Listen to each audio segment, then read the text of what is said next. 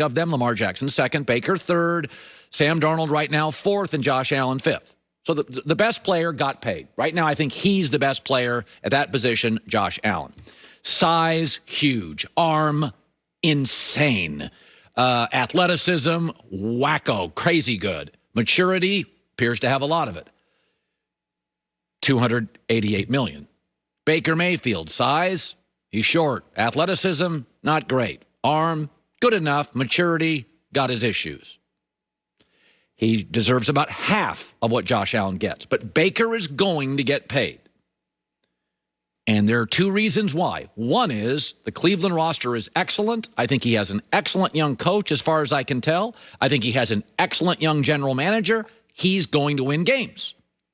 But the second reason he's going to get paid, it's not about having a great agent.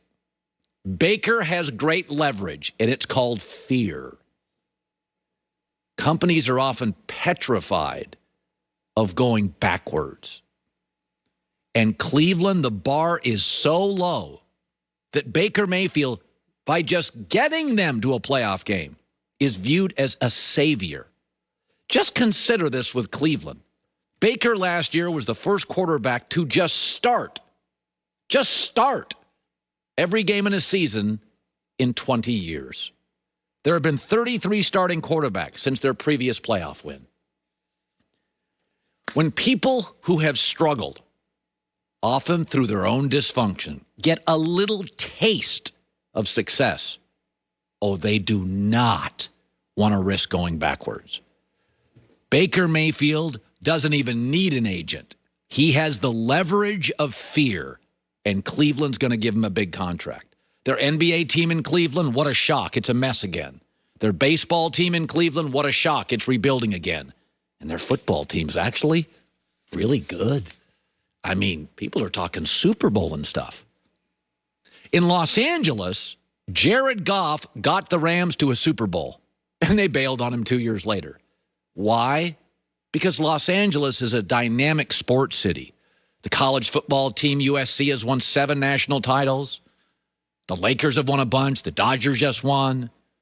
LA Kings have won a Stanley Cup. Los Angeles is a home of winners.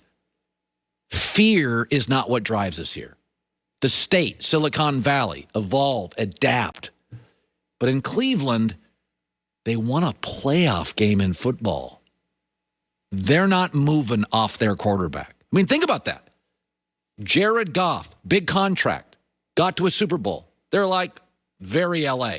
Well, it's good. Good. We don't, our goal's not to be good. They got rid of him and gave up picks. Because fear doesn't drive the Rams or the Lakers or the Dodgers. It does in Cleveland. So congratulations, Baker. You're going to get a big contract if you don't screw it up, and I don't think you will. I don't think you deserve Josh Allen money, and I don't think anybody, any reasonable fan thinks you do. But you're doing something that Cleveland doesn't experience much, and it is the reason that even if you didn't go to the playoffs this year and were 10-7 but pretty good, you're getting the bag. Joy with the news. No. Turn on the news. This is the Herd Line News. A little too much of Johnny Manziel. Small, cocky, and comes from wealth. Hope he does well. There's a little Johnny Manziel here. But I heard a quote from his coach this weekend, and we've just got to put a stop to quotes like this, and I'll explain it after. So Zach Wilson really struggled this weekend in a simulated game. He was bad, really bad. I mean, egregiously bad, and his coach was there to defend him. For most rookies, especially on the offensive side, but for everyone, it's going to get worse before it gets better. It is what it is. There's just a lot of things that happen. I mean, there's a reason why being a rookie is hard in this league. There was a Hall of Famer yesterday that was inducted in that had a 71 quarterback rating his rookie year. It's not easy to play quarterback in this league as a rookie, especially quarterback. But it is going to get worse before it gets better. But he's at that point now where he's going to be able to stack up days, and we got all the utmost confidence in him and his ability to figure out the mistakes and correct them and get to a better place. Okay, New rule. I add another new rule every month. Let's stop comparing quarterbacks who played 23 years ago to today. Okay, you know I love Peyton Manning. Peyton Manning and the Manning family are American football royalty. The Hall of Fame this weekend was just all sorts of awesome. So this is nothing against Peyton Manning. But Peyton Manning played in a different era. Quarterbacks today have four things going for them. Number one, every rule is built for offense. Number two, most of these college quarterbacks enter the NFL, with much better coaching. Number three is the offensive coaching in the NFL today is better. And number four is in the 90s, receivers would not go over the middle. There used to be a term called alligator arms because you could take their heads off.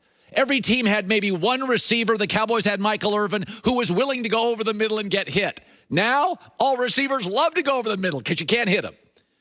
So let's stop with comparing stuff. Peyton Manning had a much tougher life. And Peyton Manning, you say, well, his dad's Archie Manning.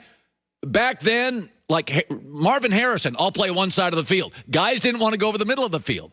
The offensive coaching now is so sophisticated. We've got to stop that. So let's just stop that. Zach Wilson's reality is much closer to Lamar Jackson or a Baker Mayfield than it is to Peyton Manning. And I'll give you an example of this. Just how quarterbacking has changed. I'm going to give you a rock star quarterback from every decade.